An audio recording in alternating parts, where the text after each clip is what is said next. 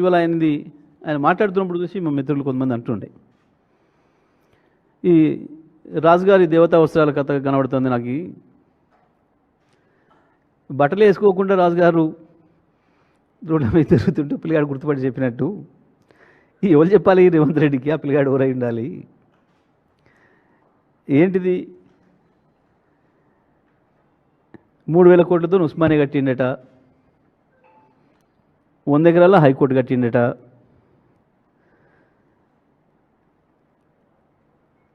21,000తో రుణమాఫీ చేసిండట, ఆర్టీసీని 7,000 కోట్ల లాభాలకు తెచ్చిండట. అసలు అవి చెప్పాలన్నా చెప్పొద్దా, మాట్లాడాలన్నా మాట్లాడొద్దా సోయి లేదు. ఈ ఒకవైపు 20,000 నోటిఫికేషన్లు వేసిండట, 60,000 ఉద్యోగాలు నింపిండట. కొంచెమన్నా 20,000 నోటిఫికేషన్లు, వాటితోనే 60,000 ఉద్యోగాలు.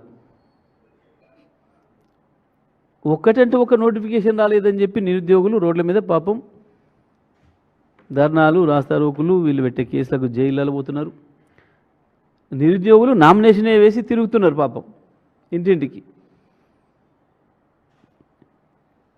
ఈ కాంగ్రెస్ను ఓడించండి, మమ్మల్ని నిరుద్యోగులు నిట్ట నిలువన ముంచింది, మమ్మల్ని మోసం చేసింది, ఆనాడు మేమే అధికారం తెచ్చినాం, వీళ్ళను ఇలా భర్తం పట్టండి అని చెప్పి పాపం జూబ్లీ హిల్స్లో ఇంటింటి తిరిగి కాలు మొక్కుతున్నారు వాళ్ళు.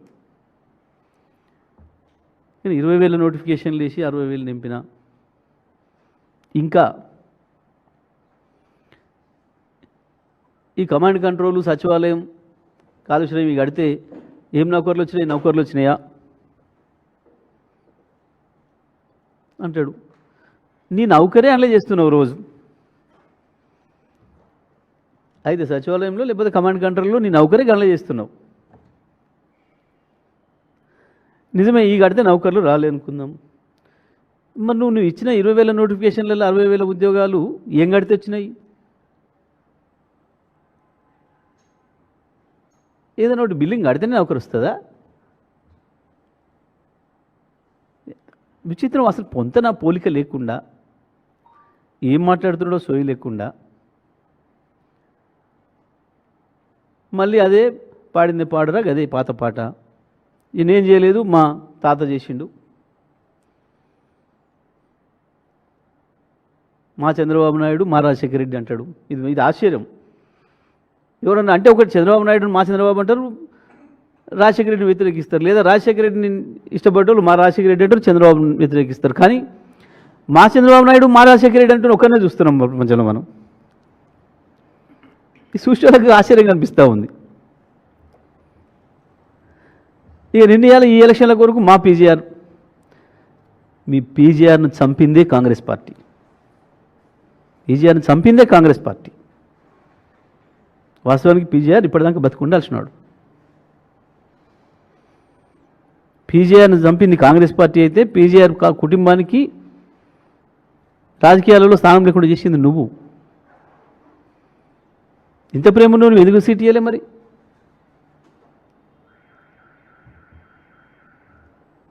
ఇంత ఒకటే ప్రేమలకు వస్తున్నావు కదా, ఎందుకు ఇయ్యలేదు? ఇక 2004 నుంచి 14 అట స్వర్ణయుగం అట. కొంచెమన్నా సిగ్గుండాలి. నీ జిల్లాలనే కదా ఆకలి చావులు. ఎకరాల కొద్ది భూమి ఉన్న వాళ్ళు కూడా పాపం అన్నానికి దిక్కులేక అడుక్క తింటూ బస్టాండ్లలో చచ్చిపోయిండ్రు. నీ మహబూబ్నగర్ జిల్లాలో బస్టాండ్లో చచ్చిపోయిండ్రు. నీ చంద్రబాబు పాలనలో, నీ చంద్రబాబు దత్తత తీసుకున్న నాడు చచ్చిపోయిండ్రు. మహబూబ్నగర్ జిల్లా నాశనం కావడానికి ఎవరైతారు కారణం? నువ్వు పొగుడుతున్న వాళ్ళే కదా ఈ రాష్ట్రాన్ని ఏలింది. వాళ్ళ పాలన నీకు నచ్చింది.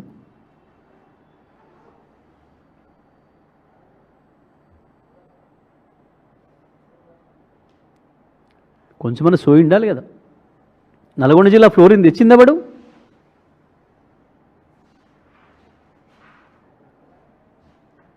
ఆదిలాబాద్, కరీంనగర్, నిజామాబాద్ జిల్లాల నుంచి వేలాది లక్షలాది మంది పోయి దుబాయ్ ఇతర ప్రాంతాలకు పోయి వలస బతుకులు బతుకుతూ హింస పడుతున్నది. ఇది ఎవరి పాలనలో? నీ పాలనే కదా, నీ పార్టీల పాలనే కదా.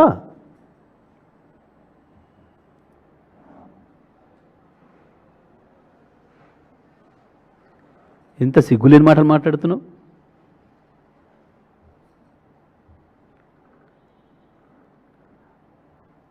కేసీఆర్ వచ్చి ఏం చేయలేదు. కేసీఆర్ వచ్చినాకనంటే బలు పెట్టలేదు. లెక్క రాసుకొని అధికారులను అడిగి తెలుసుకో. భారతదేశంలో 1000కి పైగా గురుకుల పాఠశాలలు ఉన్న ఏకైక రాష్ట్రం తెలంగాణ. మనకంటే 3 రెట్ల ఎక్కువ జనాభా ఉన్న రాష్ట్రాలలో కూడా లేవు. దళితులు, గిరిజనులు, మైనారిటీలు, వెనుకబడిన వర్గాల పిల్లల్ని కార్పొరేట్ స్థాయి విద్యతో పోటీపడి చదువును అందించింది కేవలం కేసీఆర్ కాలంలోనే తెలంగాణలో.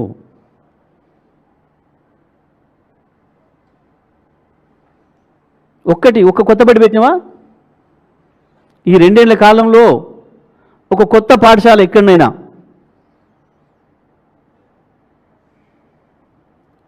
ప్రారంభించినవా? ఒక కొత్త ప్రాజెక్ట్ ఎక్కడైనా ప్రారంభం చేసినవా? ఒక కొత్త వంతెనకి ఎక్కడైనా ప్రారంభం చేసినవా? హైదరాబాద్ నగరంలో కేవలం మేము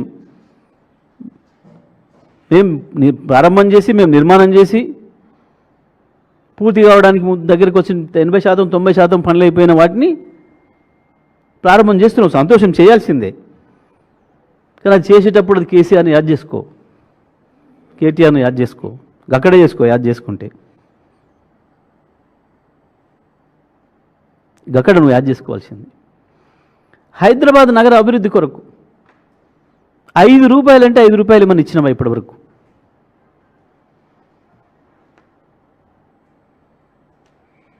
హైదరాబాద్ బ్రాండ్ ఇమేజ్ను ఎవరు నీ తాతలు పెంచినారు. తెలంగాణని ప్రపంచానికి పరిచయం చేసిందే కేసీఆర్ కదా, కేటీఆర్ కదా.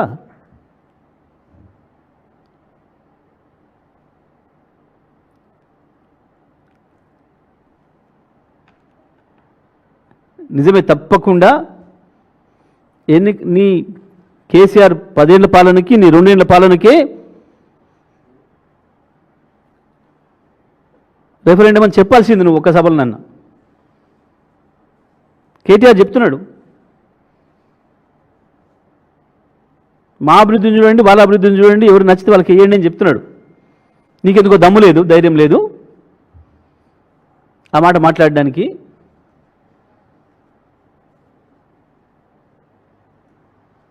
ఇది నేను చేసిన పని, ఇది ఒక్కటి అని చెప్పి చూపించగలుగుతావా?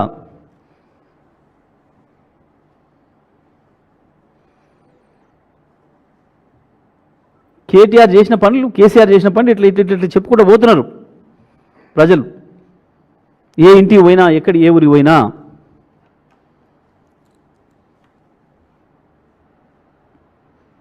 ఇంకా బుద్ధి లేకుండా 24 గంటల కరెంట్ ఇచ్చినట్టు వీళ్ళు హైదరాబాద్కు అందుకనే బ్రాండ్ ఇమేజ్ పెరిగిందంట. నవ్వుకుంటారని సోయినే ఉండాలి కదా. కేసీఆర్ రాకముందు తెలంగాణ ఏముండే, కేసీఆర్ వచ్చిన తర్వాత తెలంగాణ అయింది. చీకట్ల నుంచి వెలుగులోకి ఎట్లా వచ్చింది తెలంగాణ? నిజమే, 2009 నుంచి 4 నుంచి 14 చాలా స్వర్ణయుగం. దేనికి? శ్మశానాలకి.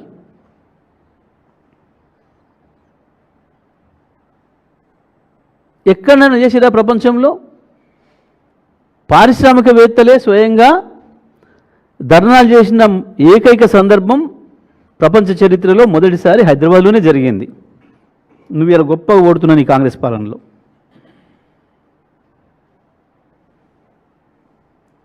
అవాళ నువ్వే మాట్లాడినావు దాని మీద. ఇందిరా పార్క్ దగ్గర మేము నాశనం అయిపోతున్నాం, పరిశ్రమలు మూతపడుతున్నాయి, వేలాది మంది కార్మికులు ఉపాధి కోల్పోతున్నారు, మీరు కరెంట్ ఇవ్వక. వారానికి 3 రోజులు కరెంట్ ఇవ్వకుండా చేసి రైతాంగాన్ని, వ్యవసాయ రంగాన్ని నాశనం చేసి పారిశ్రామిక రంగాన్ని నాశనం చేసి ప్రజలను వలస బతుకుల పాలు చేసి ఆకలి చావులకు గురయ్యేటట్టు చేసి ఎవరి కాలంలో చచ్చిపోయారు? సిరిసిల్ల చేనేత కార్మికులు, పోచంపల్లి చేనేత కార్మికులు, గద్వాల చేనేత కార్మికులు.